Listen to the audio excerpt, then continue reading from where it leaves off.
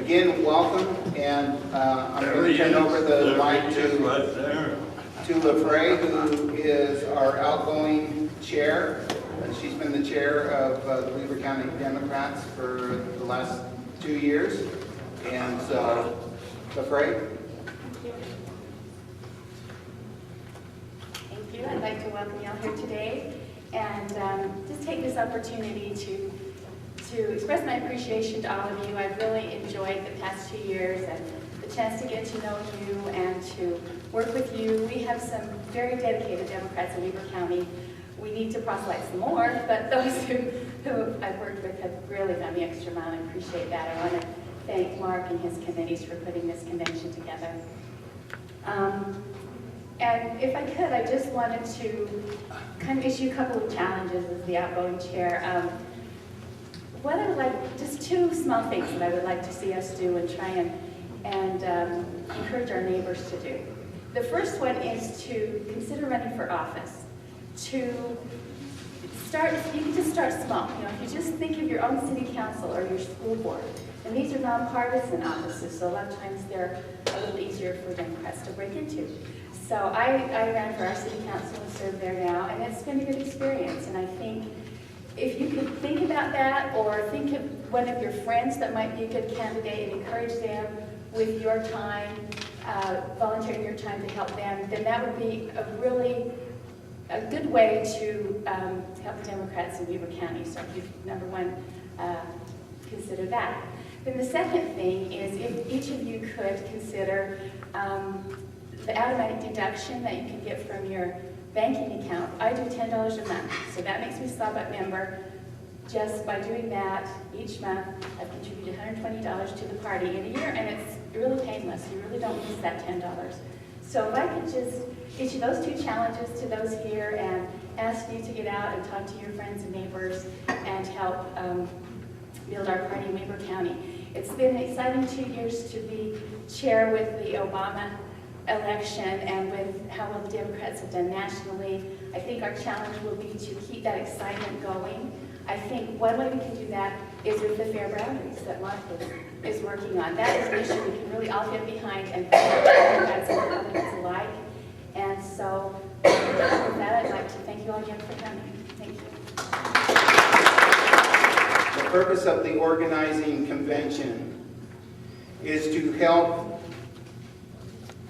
the candidates in 2010. So as we come together, we're trying to put forth the best candidates that we can and support them, help with fundraising, help with knocking on doors and what other support we need. But we, here at this convention, we select the executive committee and we select the legislative and Senate district chairs so that they can help those people in their districts get elected. And so that's the purpose of why we are here today, and that's why it's so important. As I said, last year's experience for me was wonderful, and now I've gone from being a candidate to being part of a coalition called Fair Boundaries.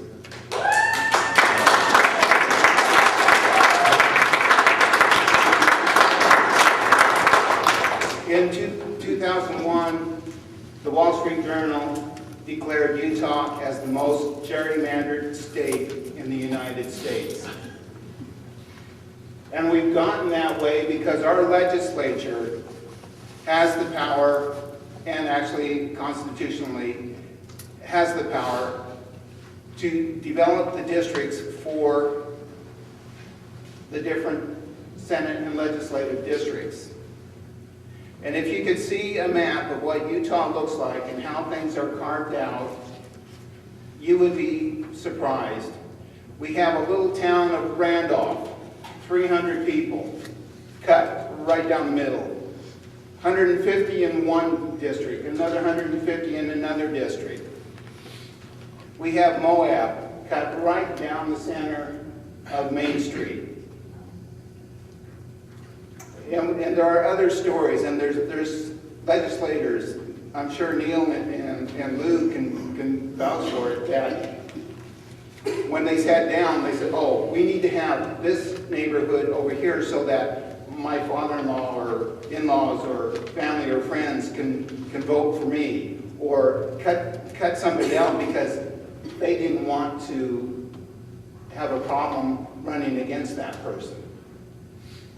But Fair Boundaries is going beyond that, setting up a commission, and along with that commission, a set of rules that if the legislature doesn't want to take the recommendations from the commission, they have to abide by those rules in setting up the legislative and senate districts.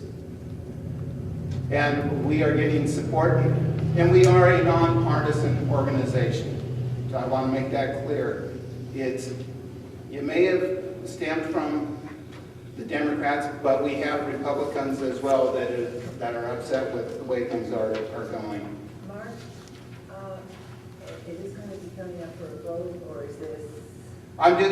There's nothing. I'm just giving a little background on Fair Boundaries today. On May 16th or May 6th, we will be submitting the initiative to the Lieutenant Governor's office.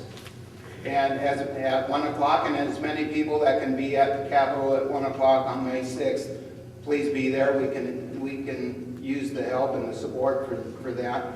But as far as for this convention, there is no vote or resolution for this convention. I was just kind of giving a little history about where I was and where I was coming from.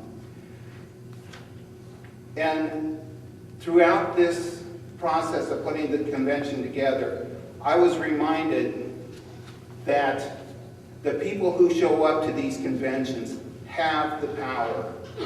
The people who stay home and kvetch and complain, they don't have the power that we have, because we are here making the decisions that is going to change not only Weber County, but it's going to end up changing all of Utah.